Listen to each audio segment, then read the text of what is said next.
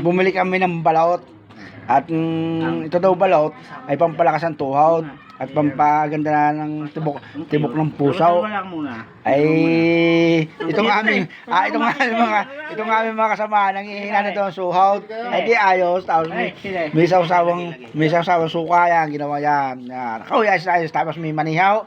Kung panahamaw yung manay, talagang yan ay pampaganda ng tibok ng puso.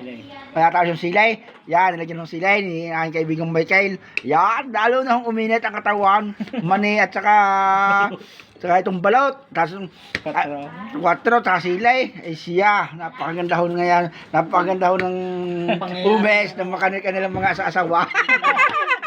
Kinabukasan no, ikuhan, wala akong kaldero magtatalsika ng takip.